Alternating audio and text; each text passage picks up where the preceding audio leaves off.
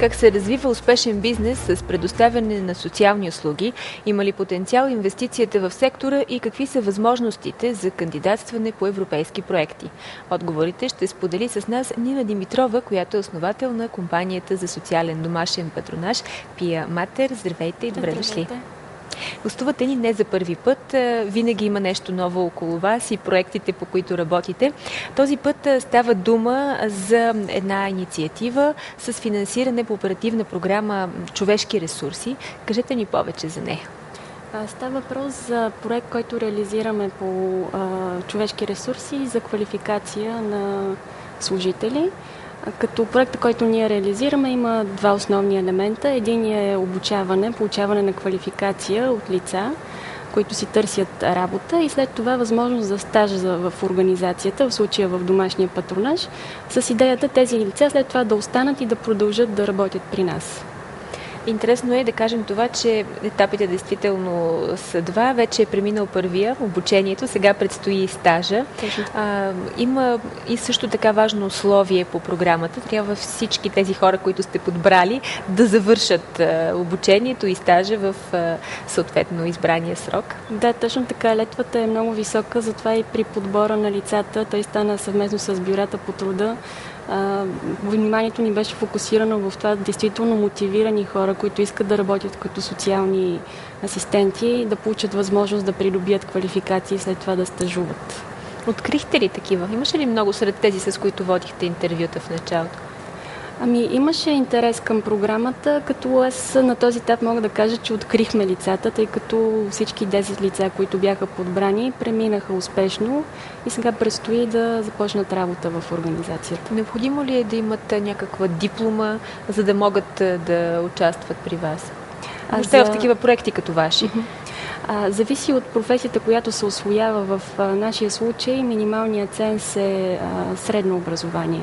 Само това е достатъчно? Да, това е достатъчно, затова мотивацията е толкова ключова, защото средно образование е доста ниско като първоначално стандартно. Професията социален асистент, тя е отскоро. Да, това е една сравнително нова професия, като 10 човека в нашия проект придобиха специализация по специалност подпомагане на възрастни, т.е. точно това, което ние правим. И това е свързано с едно постепенно професионализиране на сектора. Това е, което се опитваме да направим, да повишиме качество на услугите, като квалификацията на хората, които предоставят социалните услуги, е един от тези елементи на качество на услугата. Говорили сме си с вас и преди, че много малко застъпен е този сектор в България. Има огромен потенциал. По различни причини, вероятно се е случило така. Вашата дейност започва в края на 2010 година. Какъв път извървяхте до днес? Пътя е от идеята до днешната ситуация е доста дълъг, макар че малко време е минало. Точно взето постоянно се опитваме да се адаптираме така, че действително да откриеме тези услуги, които са търсени. Тъй като това според мен е един от следващите елементи на качеството на услугата. Да предоставиш реално това, което се търси на пазара, а не това, което ти си помислил, че може би от което ще се нуждаят възрастните хора. Какво представлява в същността си услугата, която вие предоставяте? Тя е алтернатива на хосписите, да кажем. Да. Това е една услуга, която се предоставя в дома на възрастни хора и тя е свързана с ежедневни посещения. Може би и този е ключовия елемент, ежедневни посещения, тъй като да се достави храна веднъж през деня или да мине медицинска сестра веднъж в месеца е нужно, но не е достатъчно. Това, от което повечето хора имат нужда, е да знаят, че някой всеки ден ще дойде при тях и ще може да им помогне в това, в което те имат нужда. Има ангажимент, отговорността. Точно така, да. Има различни пакети, които могат да се изберат като услуга. Какви са те, така най-общо казано? Те са свързани с различни варианти на ежедневните посещения, като най-често се прави повече от едно посещение, така че да се отговори на основните нужди на човек. Обикновено сутрин и вечер се прави посещение при един и същи клиент. Може би това е най-често срещаното и което действително близките искат за своите възрастни. Самата процедура по сключването и на договора е доста сложна.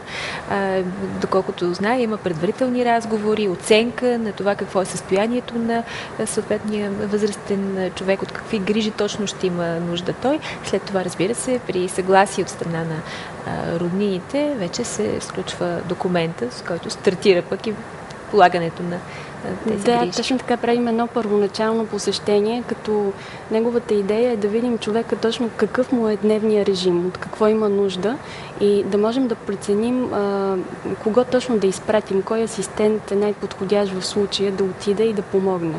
И това напасване между клиента и асистента е доста ключово в нашата работа. Колко голям е екипът ви към момента? Преди, може би, около 2 години разговаряхме отново. Тогава бяхте малко хора, много ентусиазирани. Имаше все по-голямо търсене. Как се развиха нещата с времето? Към момента екипа ни се състои около 30-35 човека, които предоставят услуги за възрастни хора и 2 човека, които се занимаваме с административната част на въпроса. Какъв район покривате? Покриваме целия град София. Целия град София, да. Доброволци ли, има ли и доброволци всъщност сред вашите колеги или всички са всъщност назначени така на постоянен договор? Всички са назначени. Въпросът за доброволчеството на мен лично също ми е много интересен, тъй като той се повдига периодично в публичния дебат. Но моят опит показва, че доброволчеството в социалната сфера е допустимо само в едни много малки сектори, защото когато става въпрос за ежедневни грижи, не можеш да разчиташ, че някой ежедневно ще идва, да не говорим да идва 2 пъти на ден. Доброволчеството може да е много полезно и да бъде включено в социалните услуги, когато става въпрос за дейности, които възникват с по-малка регулярност, да кажем, да се напазарува или да се придружи човека извън дома, но не и за тези ежедневните основните дейности. А тези 10 души, които вие в момента обучавате и сега предстои да преминат през стаж, ще бъдат ли назначени след, разбира се, успешното провеждане на програмата към вашия екип?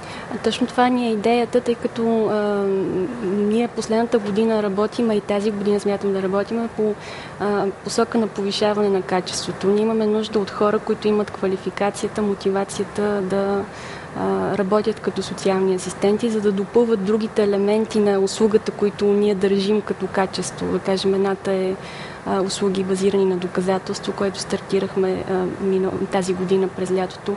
Другото е постоянно да се адаптираме към търсенето и към нуждите на клиентите, не ние да им налагаме. И третото е професионализация на сектора, на хората, които предоставят услуги. Качества са нужни, за да бъде човек социален асистент. Преди всичко качеството, което е нужно, ангажираност. Но тази професия има една особеност, тъй като самото подпомагано е свързано с постоянна комуникация с човека, на когото се помага. И тази ангажираност трябва да е, за да бъде професионално предоставена услугата, да бъде комбинирана с лека дистанцираност, за смисъл такъв, че да не се привързвам. Точно така. Ако се получи привързване, това е хубаво, но крайната цел не е това. Ние не създаваме приятели, ние помагаме на хората. Добре, какво може да кажем по отношение на друг ваш проект? Преди, може би около половин година го представихме тук в нашото студио. Платформа Грижа от разстояние. Да. Става въпрос за платформа, която дава възможност да се въведат услуги, социални услуги отново, при които на първо място клиентът е овластен в смисъл такъв, че той може да инициира получаването на подкрепата, а от гледна точка на администрирането на услугата, това е една услуга, която позволява широк обхват. На практика ние може да я предоставим на територията на цялата страна, не само както в момента сме ограничени в София. И също така това, което е изключително важно, че е много ниско бюджет на тази услуга, докато принципно грижите, тъй като изискват наемането на хора, изискват голям ресурс. Тази услуга, която е базирана на модерни технологии, позволява намаляването на услугите на социалните услуги, а това е от ключова важност и ще придобива все по-голямо значение, защото търсенето наистина е много голямо на социални услуги. Предлагат се и различни модули. Да, един от модулите, които ние вече успяхме да включим в работата си, това е да базираме на доказателства услугите, които предоставяме. Тоест ние във всеки един момент знаем кой асистент къде е, на кого предостави услугата, кога е отишъл. Как го постигате? Въвеждат се данните в програмата ли? Да, точно така. Това е онлайн базирана програма, която ни позволява реални доказателства, както ние да имаме, така и близките да имаме, така и хората, които извършват посещените, социалните асистенти, да са сигурни, че техният труд наистина се отчита. Казвате няколко пъти, че има много голям интерес. На какво според вас се дължи факта, че до момента този сектор не беше и може би продължава да не е достатъчно разработен в България? Знаем в Германия, в други западноевропейски страни, това е една практика с 100 годишна история. Да, така е. Според мен причината за това, че фокуса в момента става въпрос на ниво политики, държавни и общински, е насочен преди всичко към укрепване на капацитета на държавите и общините като доставчици на социални услуги да предоставят услуги. Фокуса не е върху самите услуги. Когато фокуса се измести върху услугите, тогава вече ще се мисли как е най-добре да се разработи този сектор, какви точно да са услугите, как да се доказват тези услуги, а не кой точно да ги предоставя. Докато в момента акцент е върху това кой да го предоставя и какъв капацитет той има да го прави и се измества коренно около въпроса от същността на услугата, именно подпомагане. А конкуренцията в самия бизнес са нараствали? Има ли вече и алтернативни подобни компании, които работят в областта? Според мен конкуренцията в този сектор е предимно от страна на сивия сектор, тъй като знаем, че много хора, много частни лица предоставят тези услуги. Без да се декларира. Без да се декларира това, без да може да се контролира, да се гарантира някакъв стандарт на услугите. Така че от тази посока основната конкуренция, така да го наречем, и ние се опитваме да решаваме този проблем отново с качество. Действително качеството на услугите мисля, че ще реши и този проблем. Всъщност много иновативни методики използвате вие. Знаем, че стартиращият капитал, с който започнахте до голяма степен, беше и с печелена награда. Сега продължавате да кандидатствате и по европейските програми, така че желая ви успех действително и дано сектора да става все по-успешен и все по-насветло да излиза. Благодаря. Нина Димитрова с информация за предизвикателствата пред развитието на успешни проекти в социалната област.